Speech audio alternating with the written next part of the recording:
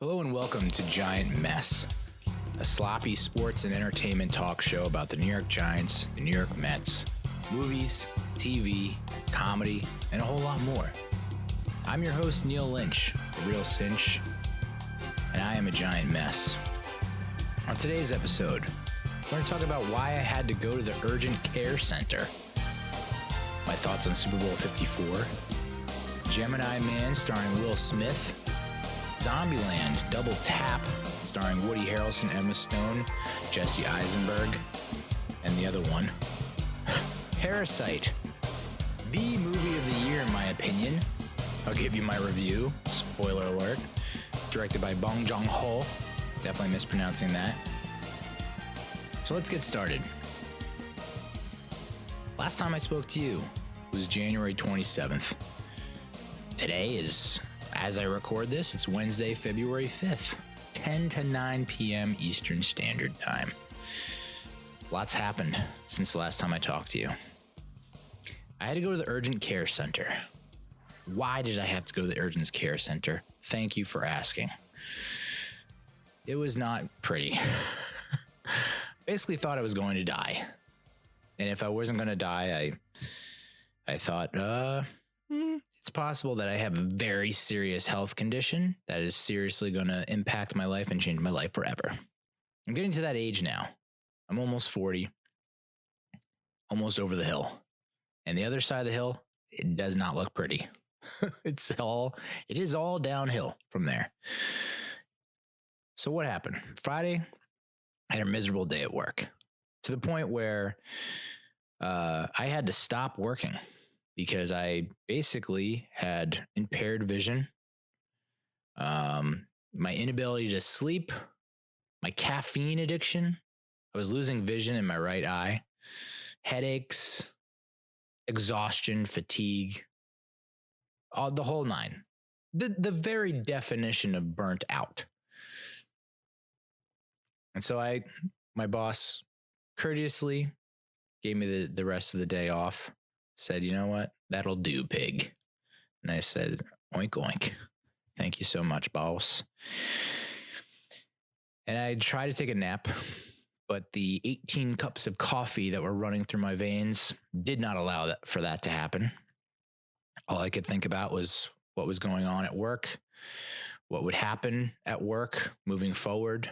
Work. Got a Rihanna song pumping through my brain, blasting the bass in my cerebellum. And I tried to nap for like 2 hours. Couldn't do it. Shut my eyes, focused on my breathing, which that works for about 5 milliseconds. It's like in, out, in. Okay, why am I not relaxed? You know? Probably has to do with the coffee I ingested. Too much coffee. And you don't even realize the effects that coffee have on you when you're drinking it. You're like, this is normal. This isn't a drug. Caffeine, it's just a little pick-me-up. It's just some energy coursing through my veins. There's nothing I should be worried about. No, you got to pump the brakes on the coffee sometimes. Some people can drink it and it's just the right amount for them. Their body responds positively to it. Chris D'Elia, in my mind, he has coffee and he goes into game mode, game face, in the zone. Everything's right where it needs to be. Not with this guy. I drink one cup of coffee and I start thinking some weird thoughts. And then I drink another cup of coffee and it's like, I got to say those thoughts immediately. I got to email. I got to let these thoughts out of my brain before it eats me from the inside out. And I think that's what I did. You start working hard. You start working late. You come home late. You eat late. And you don't sleep well. You try and compensate with coffee. Coffee. And you think, I can do this. I'm an adult. I'm a grown man. I can handle coffee. Hell, I can drink a 30-pack by myself of beer. I can down a handle of booze, vodka. I might black out, but I can handle that. I've handled so much in my life. Why can't I just handle 3 cups of coffee? 3 ginormous cups of coffee. And no, I can't. So I gotta press pause on coffee for a little bit. And I'm making the switch to tea, green tea, because at least, it gives you just the right amount of energy. You're still a little sedated. You're a little relaxed, but you're focused and alert. That's all you need. Can't be tweaking. I was tweaking like Tweak from South Park. So I say that because I skipped lunch. Lunch, just missed the memo on lunch, missed the train, missed the boat on lunch. So then go to pick up my daughter with my wife from the daycare. We come back. She's like, all right, I'll make dinner. And I love my wife. And we all know where this is headed. Criticism time. Anytime you say you love your wife, it's like, in here comes the hammer. She's not adept in the kitchen when it comes to cooking. Okay. I think once in a while, she'll take her shots. She'll whip something up once in a blue moon, and it's always delicious. But on a consistent basis, if you're looking for like in the starting rotation, day in, day out kind of cook, no, not her. She calls herself the microwave mama, and it's a beautiful nickname, apt, very fitting. So she brings out this like Trader Joe's Chinese chicken chow mein. I think it's Trader Ming, which, if you don't know, there's a stand-up comedian. And of course, when I start talking to the camera and I start talking to this microphone, every name I've ever remembered just flies away into the horizon. And then as soon as I put the mic down and I turn the camera off, the name comes flying back. Oh yeah, it's that guy. Kyle. Nope, can't remember it. He's the voice of Comedy Central. He's the voiceover guy for Comedy Central. He has a bunch of stand-up specials. They're all hilarious. His first name is Kyle. That's all you need to know. He has an amazing bit about Trader Joe's and how they have like any Chinese food sold at Trader Joe's is Trader Ming's, and any Italian food sold at Trader Joe's is Trader Giotto. So she brought out the Trader Ming's frozen Chinese chow mein, and she also brought out some fish sticks. Okay, frozen fish sticks and frozen Trader Ming's Chinese chow mein. This is a winning combination. No way can anything go wrong with that. So she warms it up. And Trader Ming's Chinese chow mein is good. The fish sticks, that's a hard pass. I think there were probably a dozen that were on the plate. I had maybe 1.5 and I called it quits, which, if you know me, you're familiar with my behavior, my way of life. I'm a member of the CPC, Clean Plate Club. Okay? I see a plate, and if it's covered with food, I got to uncover it. And there's only one way I know how to do that, putting it down in my gullet. So for me not to finish a meal, something's wrong with that meal. Or I'm on my 5th plate and my belly is like, tap out, uncle. You got me. You're like, you're like Ronda Rousey, and my stomach is like every other female UFC fighter from 2011 to 2009. And you got me in the strong arm hold. So didn't finish the fish sticks. Tried to even put some like Chick-fil-A sauce on them motherfuckers. Did not work. Just masked the taste, and then the taste eventually gets through to your tongue and your taste buds are like, nice try, bro. No, I don't think so, bro. Nah, bro. We know exactly what's happening here. Try to Trojan horse us, motherfucker. I'll kill you. And my body got its revenge. It did, because I had a couple glasses of wine, try and decompress, because that's how the cycle, this burnout cycle, just it gets exacerbated and just gets worse. It's a snowball effect, right? You're burnt out. You're not getting sleep. You compensate with coffee, too much coffee, and then you're too wired, too worked up. And now, end of the day, you're trying to come back down, get back down to earth. So you have a couple glasses of wine, and then you have a couple monster cups of vodka sodas, teats and sods, we call them. And I watched Parasite, directed by Bong Joon-ho. Probably mispronouncing that. for sure. He's written and directed like The Host, which is something in my Netflix queue, has been in my Netflix queue for ages. And a whole bunch of other good movies. I'll get to it later, but great movie, phenomenal movie. I mean, within the first 2 to 5 minutes, I'm like, yep, this movie is everything that I've ever hoped for, way beyond my expectations. And it's tough because you see 90+% across the way in Rotten Tomatoes, and you're like, I don't know, if I don't like this, like, is something wrong with me? Do I need to take a hard look in the mirror? I mean, I do regardless, but it met and surpassed all expectations. Loved it. Full review coming later in the show. So I have a couple vodka sodas, and I feel like, all right, I'm a little bit calmer now. I watched a very fulfilling movie. A little disturbing towards the end, but I should be in a good place. And I went to bed. I don't know what time it was when I woke up, but I don't think my brain woke me up. I think my stomach and my esophagus woke me up. They're like, hey, whoa, we gotta go to the bathroom. And I had like a weird rumbling in my stomach. And it was like, whoa. And you have that like the temperature's rising in your thermometer. Like you could see the mercury just going up my esophagus. And there was volcanic lava coming up that pipe. So I run into the bathroom. So I didn't run to the bathroom. I was like, oh man, something's off. So I go into the bathroom and I'm like, oh man, I also have to poo the number 2 deuce it up. Take a seat on the throne, a porcelain throne. And as I'm going, I'm like, whoa, okay. This lava, this heartburn that I'm feeling is more than heartburn. This is my heart is aflame. My heart is engulfed in flames. It's not burning. It's an inferno. A heart inferno going on right now. Heart incineration is more like it. So I had to get off the toilet as I'm pooing and just projectile vomit.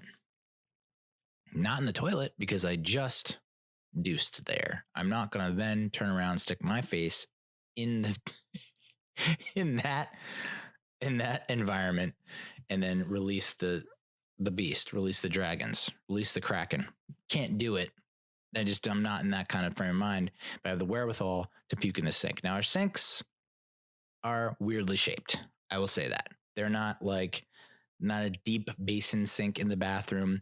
They're very sloped, like a bunny slope, where the kitties, the toddlers ski and me, and just vomit a lot of liquid. And then as soon as I'm done vomiting, I vomit again. As soon as I'm done vomiting, vomit again. As soon as I'm done vomit. I mean, 5 to 6 back to back projectile vomits. And it was pinkish, reddish, purplish, not the kind of color you want to see. And I'm trying to think to myself, whoa, did I have Pepto-Bismol before I went to bed? Why is this color? I'm not used to this kind of color coming out my mouth. And then I got super lightheaded, super dizzy, super faint. And I thought, wow, okay, so am I like, is this dying? Is this what dying feels like? If so, whoa. It was a feeling that I either haven't had in a long time and I've just completely forgotten what this feels like.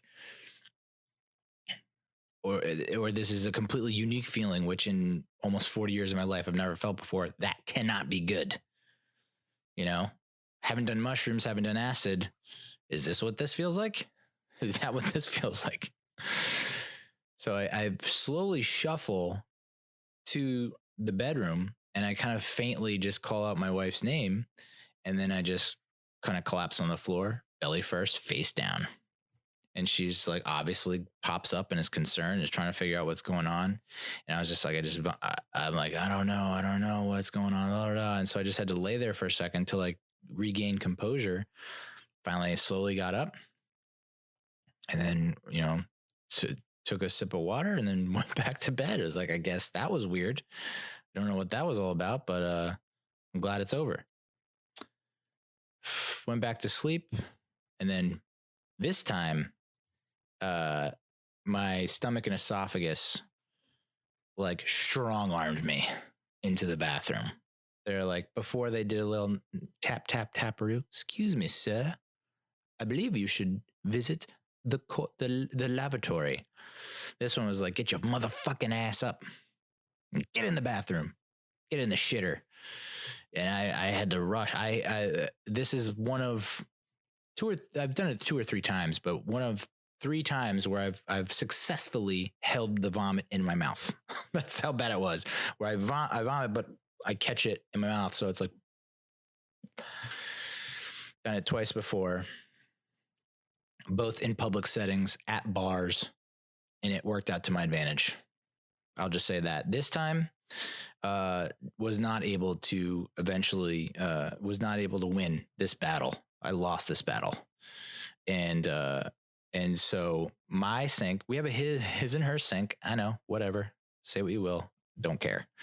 So the first time, my sink is next to the toilet. So my sink is filled to the brim with projectile vomit because for some reason, our sinks, even though this is a new house, the plumbing here, along with a lot of other things at this fucking house, stink. It sucks.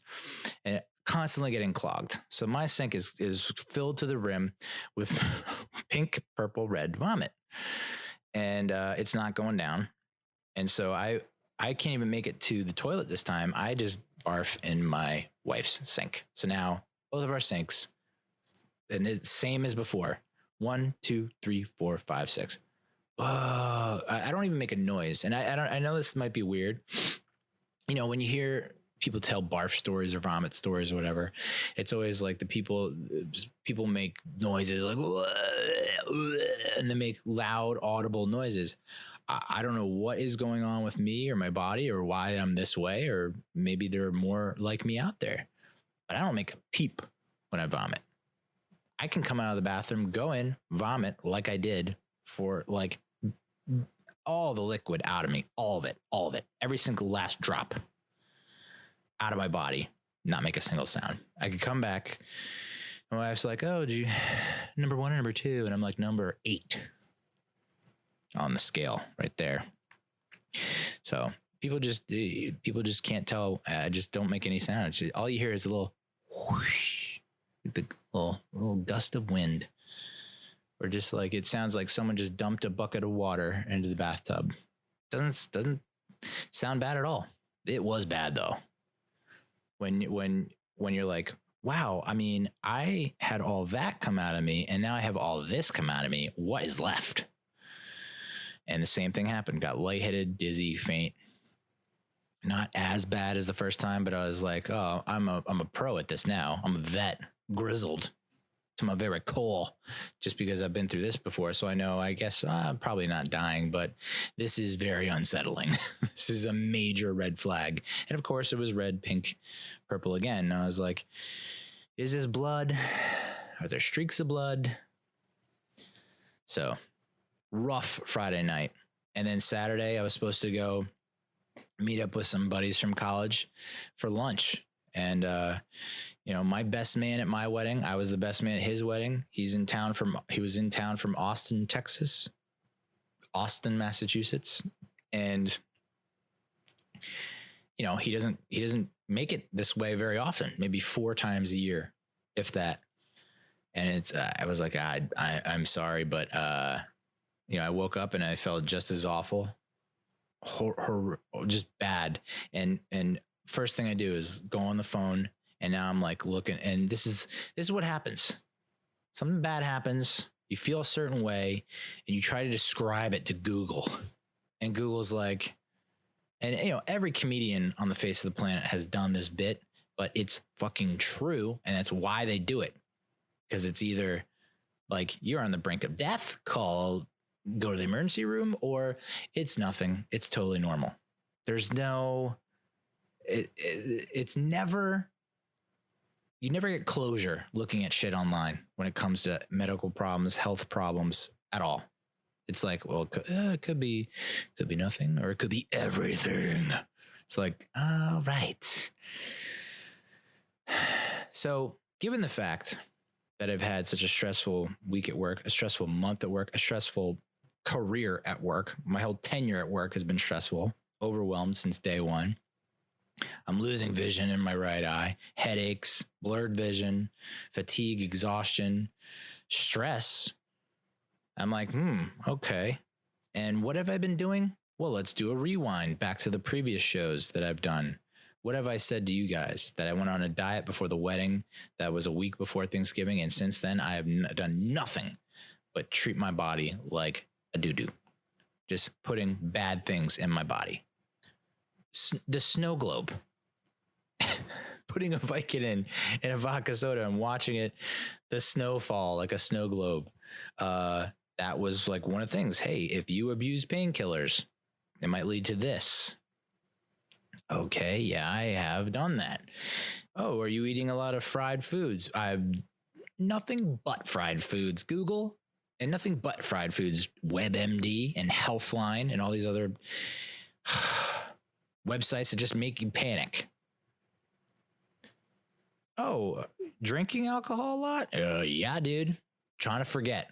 Trying to mask my problems. A lot of caffeine? You betcha. It's basically every single thing they were like, do not put in your body or else this will happen. I did it. So if you were a doctor listening to these episodes, you were like, I mean, this guy is a prime candidate. It's gonna happen. So when I reveal to you what I thought I had, if you're a doctor, you're gonna be like, yeah, duh. Yeah, we listen to you. We understand everything you're saying is leading to this. We could have called it from day one. So I thought I had an ulcer. I thought I had a bleeding ulcer in my stomach. For real. Because my stomach was still messed up on Saturday morning. And I was like, I'm afraid to eat. I'm afraid to drink water. I don't know what to do at this point. But I'm feeling very weak and I need something. And I need to figure out if this is an ulcer. Because if this is an ulcer, nothing good comes from impulsive actions, but like I gotta take a stance at some point. So I go to the urgent care center instead of lunch with my buddies because I could I guess I could have sucked it up and gone to lunch with my buddies knowing I have a bleeding ulcer and just had water and bread and been miserable and have them poke fun at me for 2 hours. And it's like, hey, I've been the punching bag for so long. I know the routine. I get it. Not my first rodeo. So, but I was like, I needed, because if this is the case, major lifestyle changes have to happen. And that might involve work, like just changing work. Just, it's bad for my health. So, I went to the urgent care center, tried to explain it to the front desk lady, in a way that wasn't graphic or disgusting, which is tough because she looks at you like there's more, isn't there? You're like, well, my stomach was upset. And they're like, but that's not why you're here because this is an urgent care center and you wouldn't be here if you just had an upset tummy. And so then you have to be like, and, I had to go to the bathroom and she's just sitting there like, and I'm like, and I projectile vomited everywhere. I mean, what the fuck do you want me to say, lady? Can I just see a doctor?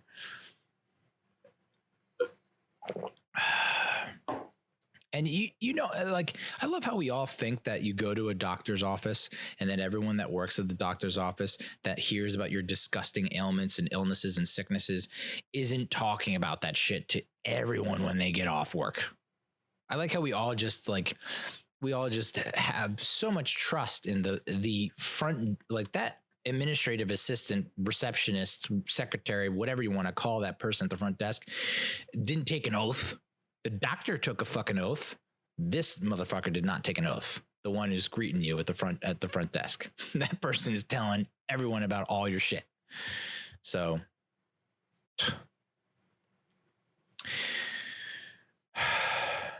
finally get to see the doctor.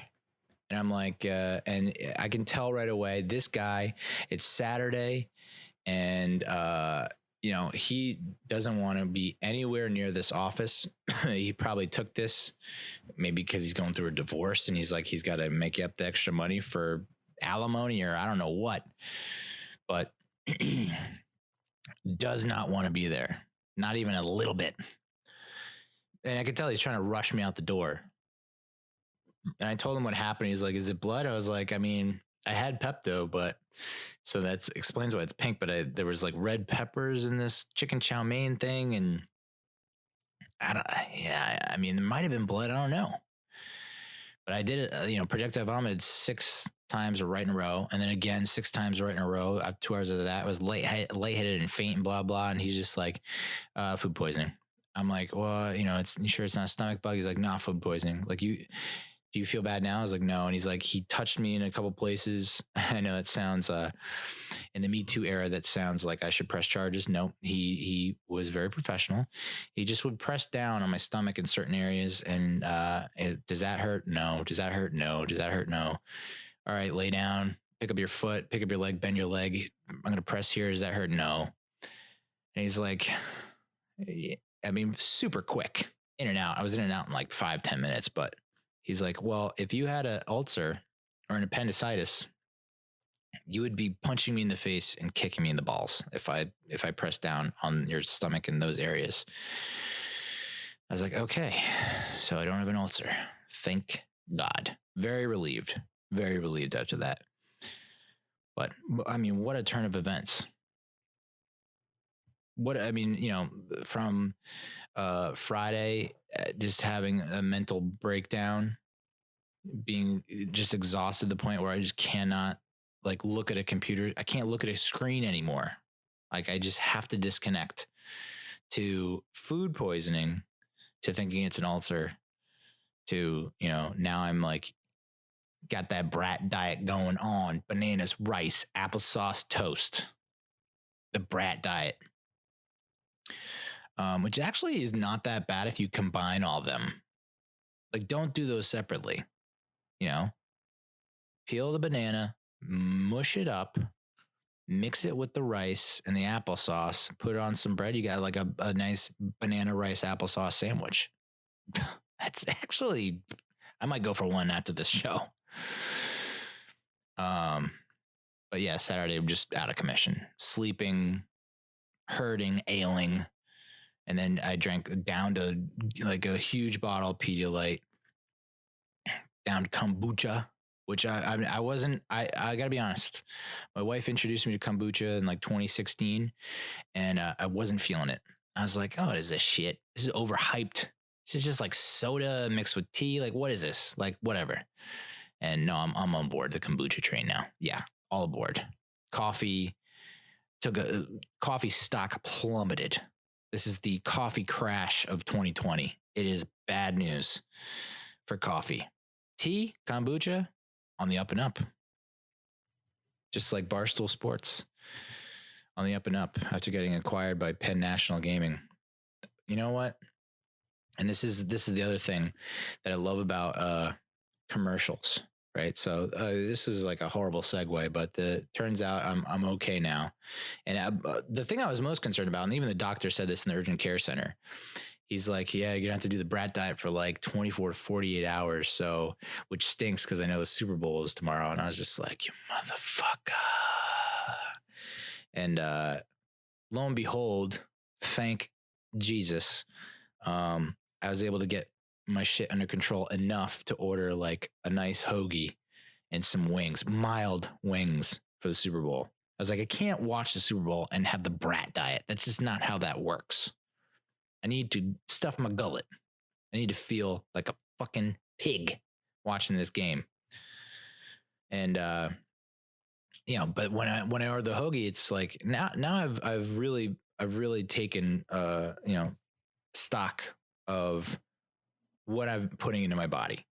And I know that's insane to say at age 39, but it's like, when ordering the hoagie, I was like, custom, make your own, create your own.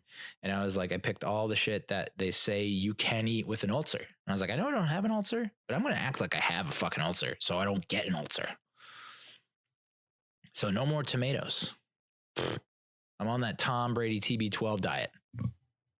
Modified slightly, but no tomatoes. Fuck tomatoes. I mean, I ate tomatoes. I love salsa. Marinara sauce. I love it. I love it all, but I can do without it. I really can. It's not one of those do or die things. So tomatoes are out. Onions are on the fence. And onions have been my boy for a long time now. But I got shredded lettuce, mayo, honey mustard, black olives, pickles, turkey. Even cheese is a little iffy right now. And then you get the scooped out bread. You got scooped up bread. Wheat bread, whole wheat bread, preferably. Because that's what's got to happen. So I was able to, and then now the wings, I can't go atomic anymore. Those days are done. You know, and I think I proved my point to a lot of people. You know, it's like how many people you got to prove your point to. I probably should have recorded it for my legacy. But you know, for posterity, I guess the word is. But I've eaten some shit. An entire ball of wasabi, boom, done. Got that going. The devil's hot sauce, like 1,000 million Scoville, whatever the fuck it is. I've done that. I've done my part. Okay. So I don't need to prove myself anymore when it comes to eating spicy foods or outrageous foods. It's like, you know what? That's let the younger generation take over. Let me pass the torch. Let me be a mentor and a coach to those who want to ingest the most deadliest, scariest foods. I'm over it. It's now preservation time. I'm trying to extend my life, not shorten it. Because your 20s, my late teens into my 20s and early 30s, it was just like, you know, say yes. I was the yes man. But from now on, it's no more spice in my life. Variety is the spice of life. Great. No more variety for me. Not even reading Variety magazine. Not even visiting variety.com. That's the severity of what's going on now. But yeah, so Penn National Gaming, they invest in Barstool Sports. So Barstool Sports, they're a minority owner, something like that. Big time investment. And so Barstool is essentially public now. And you can buy stock in Penn National Gaming, which owns a whole bunch of casinos nationwide and is going to probably open a use the Barstool Sports license the Barstool Sports logo to do, you know, merchandise and venues, pizza places and bars and casinos, which is like exactly what they need to do. Cause I would be down to support that. And they're like, you can buy stock now. And so I immediately remember from not only part of my take in Crystalia, that the Cash App allows you to buy portions of stocks. So you don't have to buy one full stock. You can buy a quarter of a stock, a tenth of a stock, whatever, you know, your budget allows. And the stock was at like 26 or 28 a share or something like that. And I was like, I'm going to get in on the early train, go on the Cash App, go to the investing tab.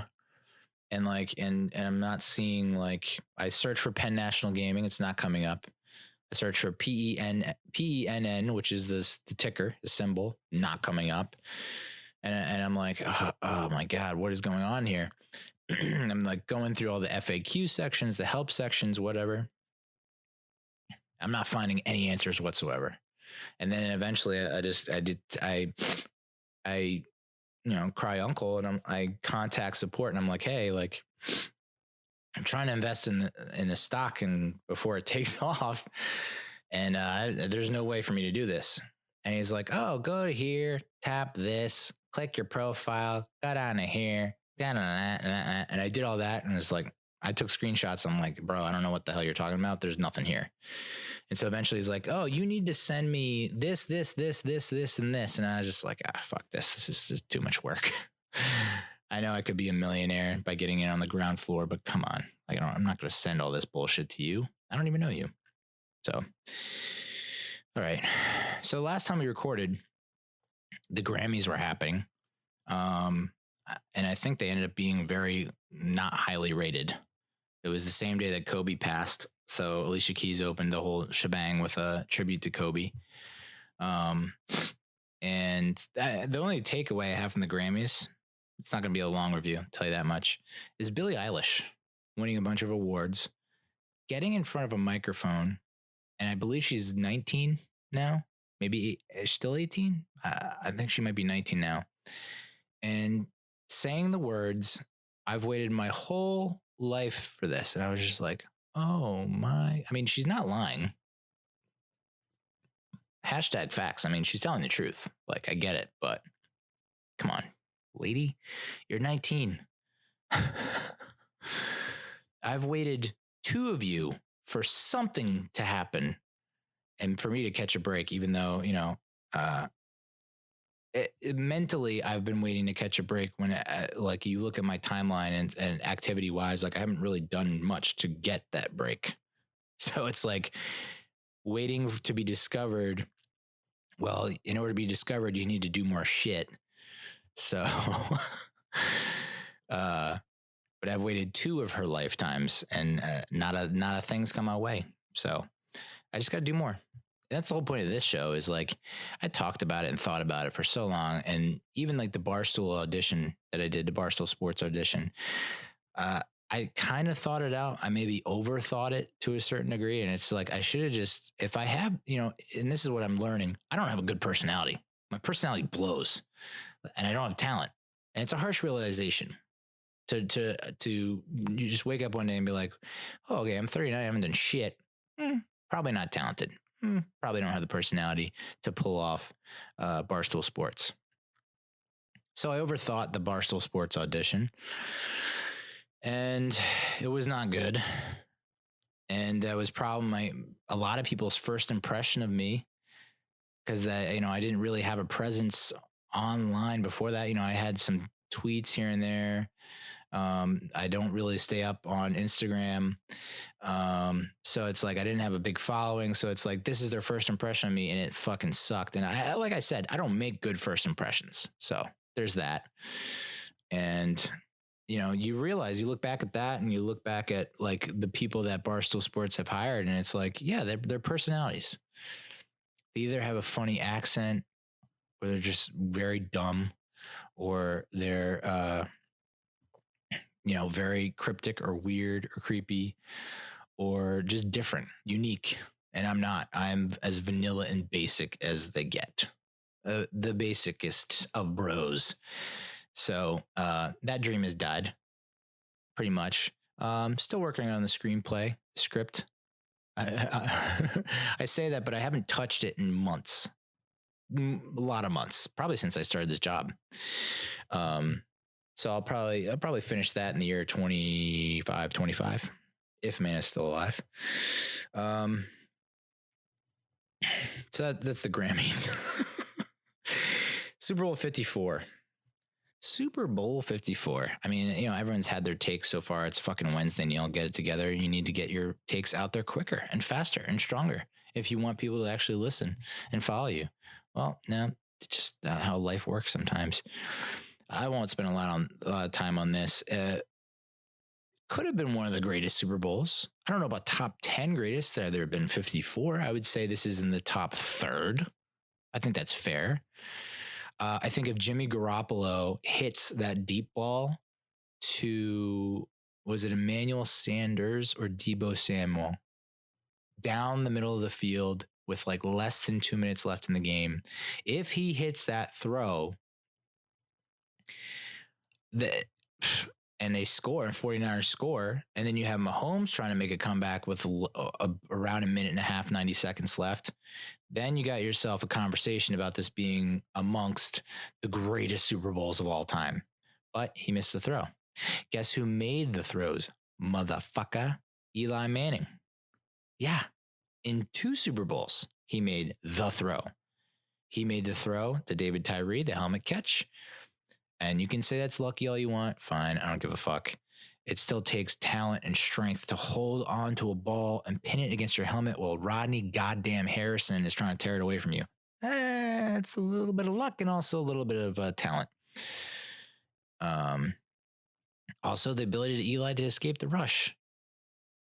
Did it look pretty? No, but the fact that he got away from 3 or 4 very strong individuals with like vice-like grips, and they did not bring him down. Shout out Jared Lawrence and J-Load for helping Eli with that. And then in the Super Bowl 46, possibly a better throw than the helmet catch down the sideline to Mario Manningham. So if Manning misses those 2 throws, the Giants probably lose those 2 Super Bowls. And then you might maybe have some kind of ammo for saying that Eli Manning is not a Hall of Famer. Maybe then you could say it. Jimmy Garappolo, he didn't hit the throw. And now he's 28, 29. And now there's talk about the 49ers maybe moving on from him. Oh, brother. So everyone gets all fucking jazzed about Jimmy G because he's handsome as hell. But he's no Eli Manning. Kind of surprised that Damian Williams didn't get the MVP. I mean, 100 plus rushing yards on 17 carries, pretty decent average. I think he had a touchdown on the ground, touchdown through the air, added another 30 some odd yards in receiving. So, almost 150 total yards with 2 touchdowns. But they ended up giving to Mahomes, who becomes the youngest Super Bowl winning MVP since Tom Brady did it way back when I was in college. Holy macaroni. People also talking about how Kyle Shanahan is now like a choke artist. I don't know about that. I think he's his game plan, the way he schemes his run offense is something that the Giants should probably pay attention to, because I think it's something that would suit Saquon well, because I think there was a stretch of the season in 2019 where Shermer was just like, oh, we're just going to pound the rock and we're going to shove him directly up John Jalapeno's ass. It's just like, this is not working, maybe get a little creative with your run game. And I think Kyle Shanahan does that.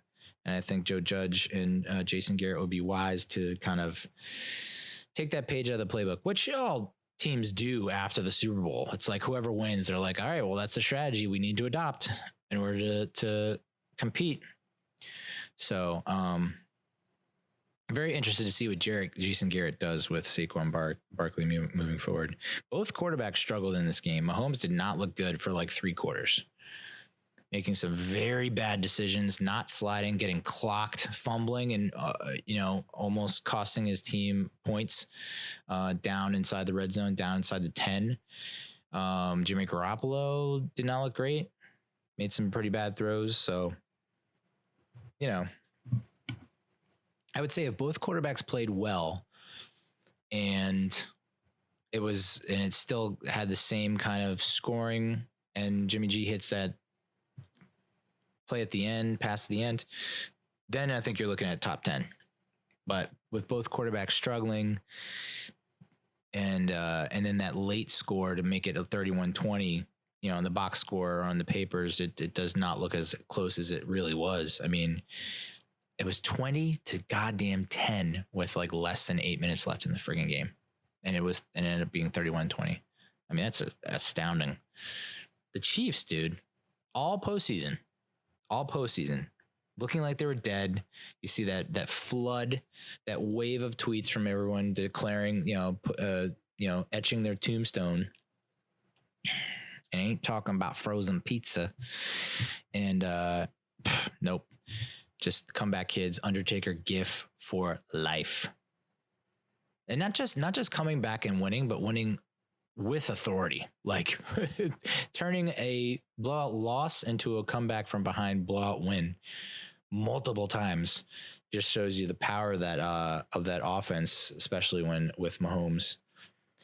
Tyreek Hill, who it's just like such a threat to go deep, and so the defenses play so soft on him because they don't want him to torch them, and all he does is he runs as fast as he can and make it look like it's a vert. And then stops and comes right back, and the ball's right there. And it's automatic 17 yards every time. Oh, man. Why didn't we fucking do that with OBJ? Oh, yeah, because we don't have a fucking offensive line that can protect Eli. Or Daniel Jones. So I did on Super Bowl Sunday, because the game doesn't start till 6 or 6:30. So I just decided I get in it. And this has happened a lot lately because the Giants have stunk lately. But like when the Giants don't make the playoffs and I don't get to watch them in the playoffs, I just end up watching their playoff games from years of yore, from yesteryear. And I decided to I decided to pop on YouTube TV or YouTube. Oh, YouTube. The Super Bowl 25. Jeff Hostetler, Bill Parcells, Scott Norwood, wide right. I decided to watch that because I was like, you know what? I don't think I've ever watched this as like a grown ass man for whatever reason. And, I actually do know the reason. I shouldn't say for whatever reason. I know the reason. Huge Phil Simms guy. I love Phil Simms. Wish he was my dad. Wish I had two dads, my real dad, and then Phil Simms. And fell in love with Phil Simms in probably 85, 86, and then went to the Super Bowl and won. He was pretty much perfect, flawless. He was the first Super Bowl MVP to go to Disneyland, Disney World, whatever. And then that 90 season was tough. We were living in Massachusetts to start the season. Westwood, Massachusetts, near Dedham, Massachusetts, near Boston, Massachusetts. It's actually where the Hasselbecks are from, Matt and Tim. They were older, but I would imagine I probably would have crossed paths with them because I played football in Westwood. But regardless, Simms started off that season hot. The team was hot. One of the best defenses the Giants have ever had. I think that 90 defense was actually better than the 86 defense. If I'm not mistaken, I could be wrong about that. It's either 1-2 or 2-1. And Giants get off to a real nice start. 10-0, I believe. And then they ended up going, I think, 11-2. They played the Bills at Giants Stadium. I think I was either at the game or I definitely was watching on TV. And that was the game that Phil Simms went down with the injury. He did not look good, and of course he ended up missing the rest of the regular season and the postseason and the Super Bowl. And in comes Jeff Hostetler, and I was like, and part of me, and this is how weird my 10-year-old brain was at the time, fresh 10. I was a new 10 because I turned 10 in November. So, you have your favorite player go down to injury. You don't want the guy replacing him. And this is where you're just not socially mature enough to be like, I'm going to put my allegiance to Phil Simms aside and root for Jeff Hostetler so that we as a team can go to the Super Bowl and win. That was very conflicting for me at that age. Where now it's like, dude, I would have loved, for that to happen. So Hostetler comes in. I think they end up losing that game to the Bills, but then he wins the next two, so they go 13-3, and then he obviously makes the run to the playoffs. And I'll tell you what, dude. And this is why my point is I haven't watched Super Bowl 25 at all for a very long time, probably since it happened. You watch the highlights, because they NFL Network or ESPN or whoever, they just run marathons of Super Bowl highlights. But I want to watch the actual full-length game, whole game, complete game to see what happened. I remember I watched Super Bowl 21 a while ago, maybe on VHS when I was in college, just to relive that. So that'd be interesting to watch now, where it's it's not on a shitty VHS, it's actually digitalized. So I watched Super Bowl 25 and very amazed by a lot of things. But one of the things would be the toughness and the grit and the ability to bounce back and the resilience of Jeff Hostetler.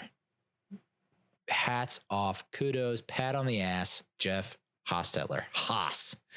I don't know why I didn't fully get on board that bandwagon. I don't know. My love for Phil Simms just blinded me, and I could not fully appreciate Jeff Hostetler in the moment as it was happening. But looking back and watching this game as a fucking grown ass man, wow, dude, Jeff Hostetler. Woo-hoo. There was one point where he got clocked, and he got clocked a lot in that game. He got hammered. I kind of cringe to think about what I will say this. Phil Simms, not as mobile. Jeff Hostetler, very mobile. So his legs helped us win that Super Bowl because he would escape, scramble for a few yards here or there, avoid the sack, avoid a big loss, and make plays with his legs. But he was also getting smoked a bunch of times. One of the times, I mean, there were a bunch of times where he just like was very slow to get off the turf, very slow to get up. And like, it looked like he was just really banged up. And I remember watching him on the sidelines. I think it might've been in the second quarter, something like that. And they are just like furiously waving smelling salts under his nose. And I'm thinking to myself, now you watch enough football as an adult and you're like, that dude right there has a concussion. He is concussed. What are they doing? But it's 1990. There's no concussion protocol. There's no blue tent. There's none of that. And as a kid, you're just watching. And I'm like, what's he smelling? Like, you don't fucking know. And as an adult, you're like, those are smelling salts. Jeff Hostetler's seeing birds and stars right now. And then to think, in today's NFL, would Jeff Hostetler not have been put back in the game? Even though it happens from time to time, happened with Sterling Shepard. And you look at the guy that would have gone in for him, Matt Cavanaugh, dude. Matt Cavanaugh. I remember looking at that guy on the sideline now as an adult and being like, that's not a professional quarterback. There's not, that's an extra in a movie about football. Like, this is a football movie, and that's an extra. They just needed a body and pads, and they got Matt Cavanaugh. Good-looking dude, but not a football player, not a starting quarterback. How would the game turn out if Jeff Hostetler did not suck it up and go back in the game? Now, he was not great in that game. There were a lot of throws that he just did not make. He had Stephen Baker open a few times, Mark Ingram open a few times. He had guys open left and right. He missed Mark Bavaro a couple times. So, I mean, he was not accurate, but he made throws when they needed to count. The throw to Stephen Baker in the sideline where Baker makes the great catch for the touchdown. Mark Bavaro was like absentee tight end in the first half, almost no catches, and then he goes off for like five grabs in the second. Ottis Anderson was like, he's the MVP of this game. And this is one of those games where you think, oh, maybe like, is it illegal to give a defender the MVP? But then who on defense are you going to give it? Because it wasn't one guy on defense making a ton of plays. It was all 11 guys on defense playing to a scheme masterfully designed by Bill Belichick. The whole 2-down lineman, and we're going to also throw LT at you, and then we're going to drop 8 dudes, and you're going to try and find open guys down the field. Not going to happen. You can throw shallow crossing routes to Andre Reed till your fucking cows come home and your head falls off. But it's just, you're not going to, by the time you score, we're going to run a goddamn 10-minute drive that sucks the life out of you. Interesting, though, that OJ Anderson is the MVP of this game. As an adult, as a kid, you don't realize how old players are or how young players are. You're just like, oh, I mean, he's on our team now. And I'm looking it up and I'm like, this is before free agency. And OJ Anderson had been on the team since 86. I completely forgot that he was a member of the 86 team. Completely forgot, because he just didn't get any. I mean, he actually scored in Super Bowl 21, which I also forgot, but he did not get a lot of touches in 86 because we had Joe Morris. And OJ didn't become the starting running back until 89 when he was 33. He was 34 during Super Bowl 25. And he rattles off 21 carries for 109 yards and a touch. Of course, the most memorable play is him coming around the left side and winding up and giving an uppercut to the Bills safety, I guess Mark Kelso is his name, who had like that mushroom helmet, which I guess is to prevent concussions or something. He might have been ahead of his time.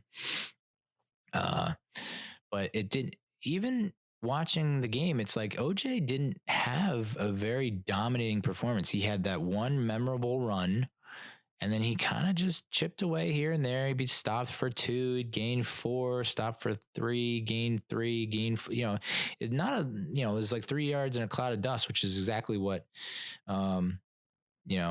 made that team so successful. It didn't really, you have to rely on the quarterback, but then on third down, you got to make plays. You got to get the first down. The pass to Mark Ingram, I think it was like 3rd and 18, 3rd and 19. And it's a shallow crossing route to Ingram. And he just I mean, I don't think I've ever seen a catch and run as good as Mark Ingram in Super Bowl 25. I've seen a lot of football, but he got stopped short of the first down. Should have been stopped short of the first down by like 10 yards. And he fought for 10 yards, shook a dude, spun, had a guy on his leg and was hopping toward the first down. I mean, like, just unbelievable. That Super Bowl, I will admit, yes, lucky as fuck, because I thought we definitely should have lost that Super Bowl. Which is nuts to think about, because we dominated the ball control. It was like 40 plus minutes of ball control. And, the whole first half, the Deerdorf and Gifford and Michaels are talking about how the Giants cannot get down 17-3 because they don't have the offensive firepower to quickly score a lot. They're the kind of team that will go 9 minutes, drive 6 minutes, 7 minutes, take it off the clock, and then kick a field goal. Or, drive 9 minutes and score a touchdown. So it would take them like a millennia just to score 2 touchdowns. So the fact that Hostetler was able to hold on to the ball when Bruce Smith, grabbed his arm in the end zone, and we only ended up with a safety, giving up a safety versus giving up a touchdown, huge. So that's another huge play by Hostetler. I mean, I was praying. We had moved from Westwood, Massachusetts to Lenoir, North Carolina, which is a suburb of Charlotte. We only lived there for like 8 months, which was crazy. But I was on my hands and knees in our new home, watching the Giants on it might have been our new big screen TV, which, it is as deep as it is wide, like just a big old cube. It's a chonk TV. It's got a lot of backside to it, a lot of tubes. And I remember being down. I'm not a religious person. Don't go to church, but I was down on my hands and knees praying to God that Scott Norwood would miss that kick. And he did. So you're welcome, America. You're welcome, Giants fans, for my prayers saving our lives in that Super Bowl. So that was luck for sure. Yeah. Because as soon as Thurman Thomas, this is another thing I wanted to bring up. If you were allowed to give the MVP to a losing player, a player on a losing team, which I think sometimes they should do that.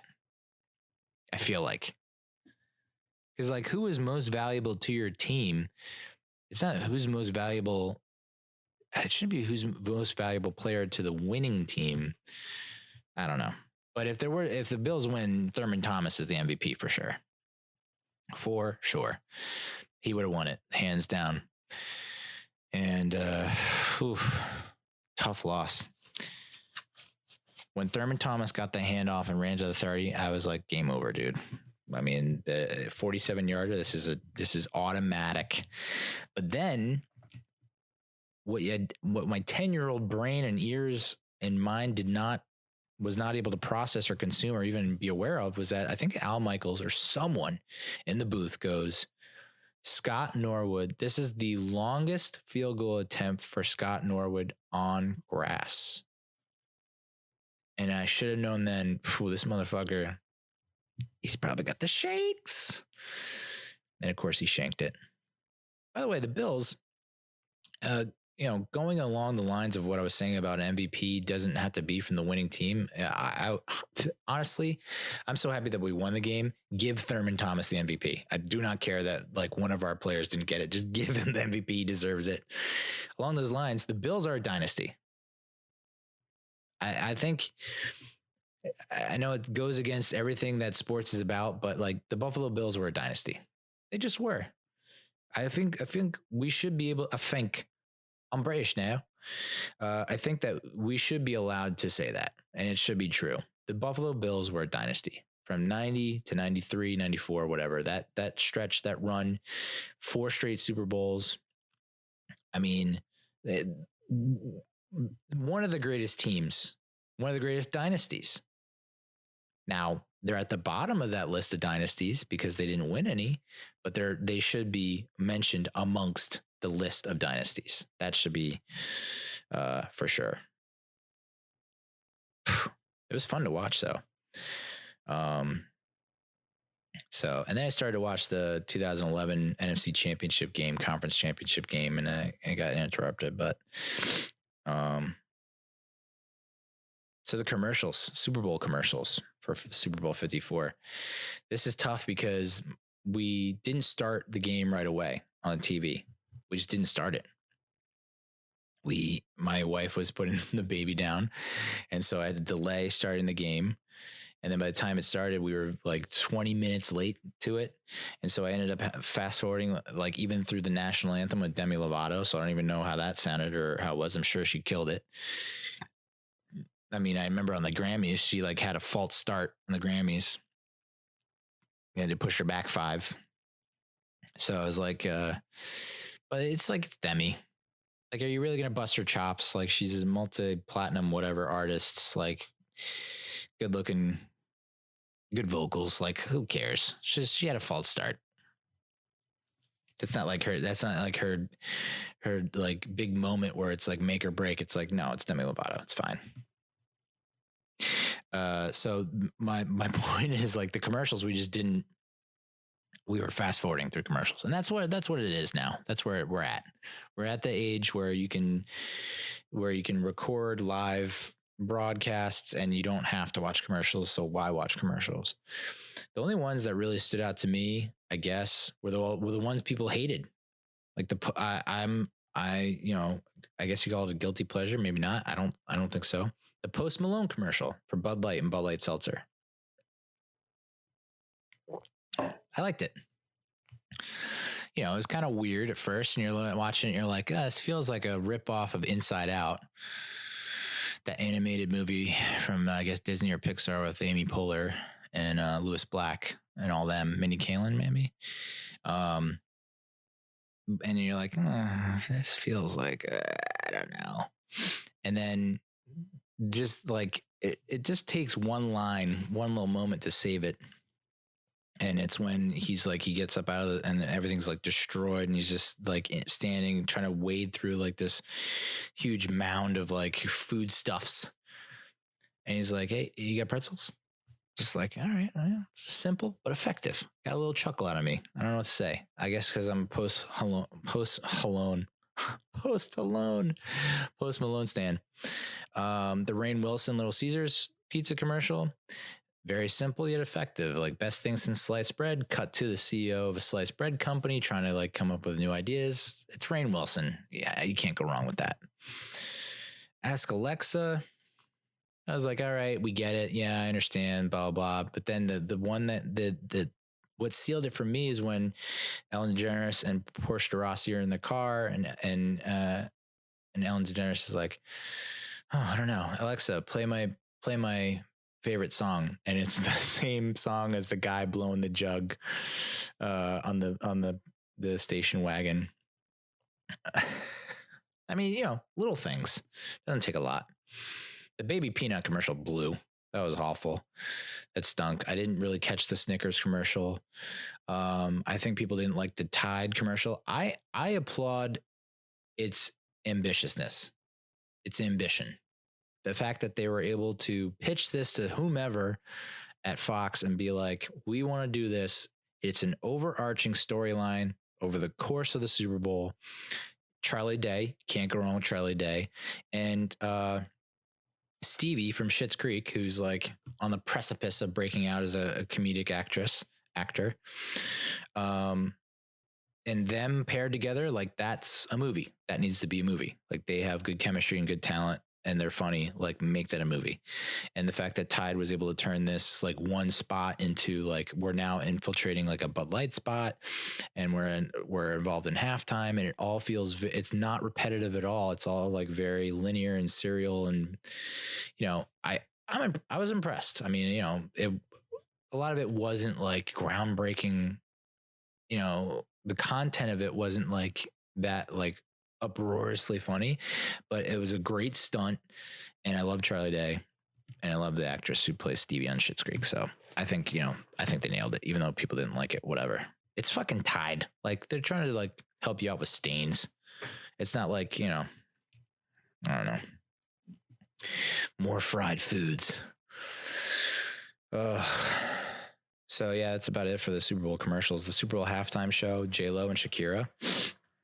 I don't know. People are saying it was the hottest, sexiest halftime show in a long time. I don't know. J-Lo and Shakira are just not my type. It's not to say that they're not hot or sexy.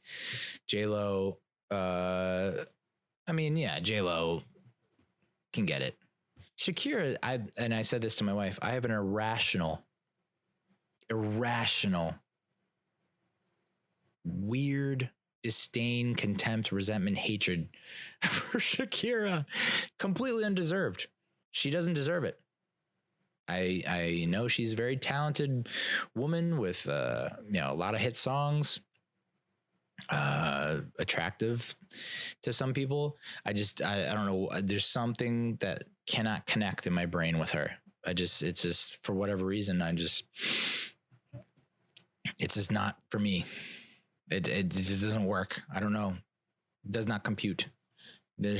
Like not compatible. I don't get it. It's weird. It's like one of the weirdest things about me.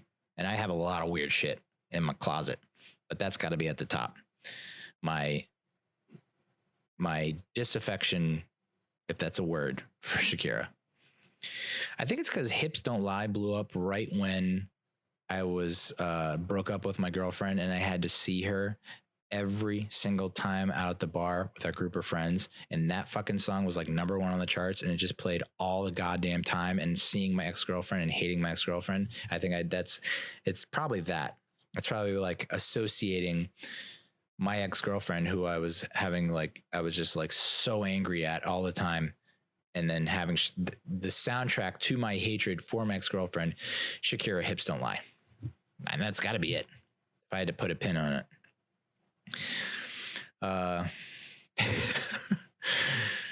But the tongue wag, I mean, like, I knew as soon as it happened, I was like, that's a meme. I mean, you're going to go on Twitter and that's going to be everywhere. Sure enough, it was. They had like the little booty shake off at the end. But I was thinking, like, J-Lo is going to be remembered as like a musician, right? Not as an actress. Like, her legacy is going to be she's a musician. And I'm trying to think of her songs and like her portfolio of songs, her discography, if you will. And there's only like one or two that I can really like get down to. Like On the Floor, I think, is one. I'm Real is probably another one. And maybe there's a third. Maybe if I'm a little tipsy and feeling myself and there's like a good crowd and like, I don't know, I'm getting the green light, to let my hair down, then yeah, okay, maybe there's a third, but there's probably just two. And if I had to like really get, strict with myself, there's one, On the Floor. And get on the floor. The Groundhog Day commercial, just going back to commercials real quick. That was one I liked a lot. It's Bill Murray. Can't go wrong with Bill Murray. And I'm not one of those Bill Murray guys where it's like, that was a major part of the blogging game, blog life, that I fucking hated. Was like anytime Bill Murray did something, anytime, because I worked for Coed blogging there as a managing editor from 2010 to 2012. And it was like anything Bill Murray did, anything. Picked his nose, had a wedgie, wore flip-flops in church, kissed a bird. It was just like anything. We had to blog about it. Anything. And it just got out of control. I was like, dude, he's just a guy that just goes around doing random stuff. It's not like, we're not breaking the bank over here on these Bill Murray posts. I love the guy. He's funny as fuck. But the Groundhog Day commercial was awesome, though. It's always good when you get people to reprise their roles like way later, like Ned Ryerson or whatever. That guy, Needle Nose Ned, coming back and reprising his role is great. So yeah, I love that. Groundhog Day, such a great movie. I actually, and I've said this before on the show, but bears repeating. I wrote my graduate school thesis on Super Bowl commercials. It it was like crunch time. And they were like, dude, you got to pick something. Like the deadline is here. Pick a thesis topic. You have to pick a thesis. And I'm thinking to myself, like, I don't know, dude. I have no idea. So I picked Super Bowl commercials. I just blurted it out and they're like, interesting. What's your thesis? And I was just like, it's not worth it. I think that I wrote 100 pages on Super Bowl commercials to say, you know, if it's not worth it. Because I guess the Super Bowl spot now is like almost $6 million for a 30-second spot, like 5-ish, north of 5, less than $6 million for a 30-second spot. And I wrote that thesis in the fall of 2003. Presented it in December of 2003. And my takeaway was, I basically looked at the top Super Bowl commercials from a creative standpoint, and looked at what made them have such great impact and why they're remembered as some of the greatest commercials of all time, why we still remember them today. The, Apple's 1984 commercial where the chick is running to the screen and tosses the thing into the screen and blows it up. And that was like the first commercial for Apple or the Mac or something like that.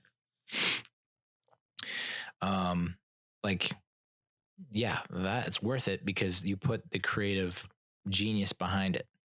You came up with a novel idea, concept that caught the attention of, at the time, I don't know how many people were watching, maybe like 40 million, 50 million.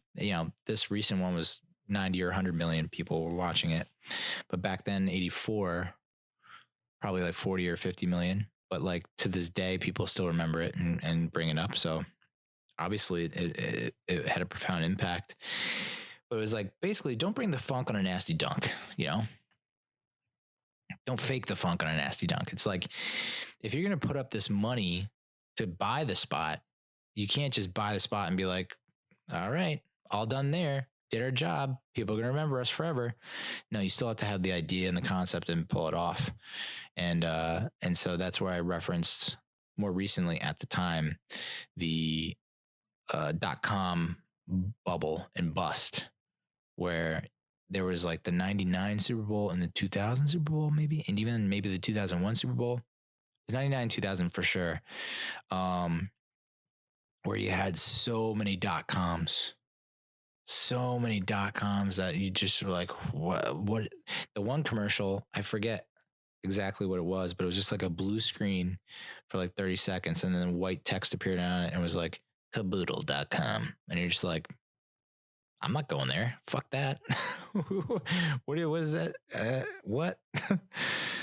Because like, okay, you say you go visit caboodle.com and it's just like, and it's a website for like car insurance and it's a shitty website. And you're like, well, what? Oh boy. So, basically like, well, you need great creative campaign. Celebrities help for sure. That's like celebrities, animals, babies, humor, shock value were like the big things that always kind of stuck out. That but now you're getting to a point where everyone's seen these same formula for a Super Bowl commercial year after year after year that it's lost its luster. Like the Lil Nas X commercial for Doritos, I think. Yeah, with Sam Elliott. And they're like, it's like a duel in the Wild West, and Lil Nas X, it's like a dance battle instead of guns. And so like Lil Nas X is breaking it down. And then Sam Elliott is an older gentleman who definitely cannot dance. And you can tell like, okay, well, they obviously got like some younger guy to do these dance moves and they just like plastered Sam Elliott's face on him crudely. And you're like, this feels like a 1994 Super Bowl commercial. Like someone did not get the memo that they needed to update what they're doing. Like the Rick and Morty Pringles commercial. Rick and Morty, very popular animated show, a show that I like that is very popular. And they performed the commercial in the Rick and Morty style. They didn't deviate from what is funny about the show. And it worked. I remembered it. But 100 pages. And I keep saying every year the Super Bowl comes around that I'm going to post it.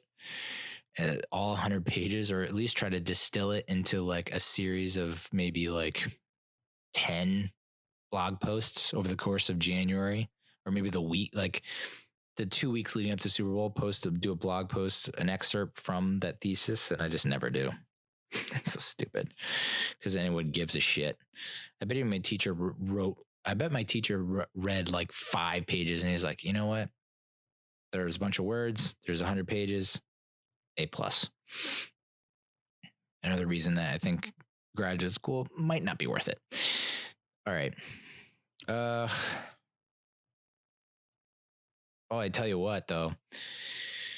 When I did go to the urgent care center, part of me was like, do I have the coronavirus? Which is like this scary thing that like I still think is, I mean, now that's in the US. Like there was a case, I guess, in Seattle, and now they're quarantining Americans overseas. They're bringing them back and having quarantine. And it's like, and now people at work that have already been sick and you thought they got it out of their system, they're now getting little coughs here and there. I'm coughing like a little bit here and there. And it's like, oh, the fucking coronavirus, dude. The worst. All right.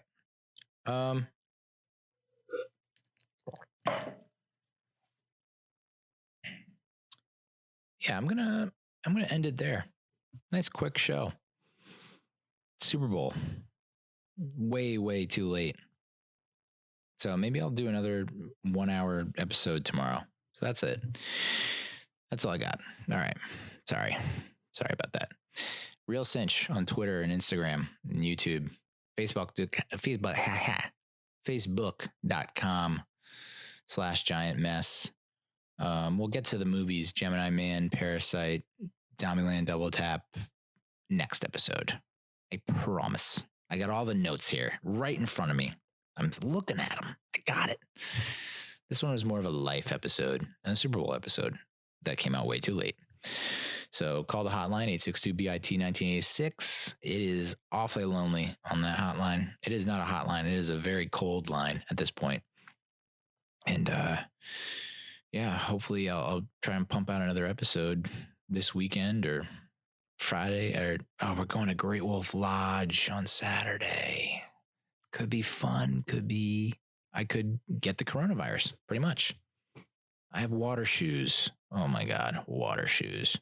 Not a great look. The baby's going to love it though. That's for sure. So I'll probably have a story about the Great Wolf Lodge coming at you hot and quick on Sunday. Whew. Valentine's Day is coming up. That's next Friday. Yeah. Work's about to get very hard because I have someone leaving the company, which means I have to pick up the slack, and I'm already overutilized. All right. So, I guess, stay tuned. If you're listening still, what are you doing? Share this with a friend. Say, listen to this dickweed talk about his life. What an idiot. All right. So that's all I got. I mean, I have a lot more, but an hour 18 is the sweet spot. So I'll cut it. We're going to close shop tonight. Maybe we'll pick it up tomorrow, the day after. Stay tuned because I got a lot of thoughts I want to get off my chest. And until next episode, adios, muchachos.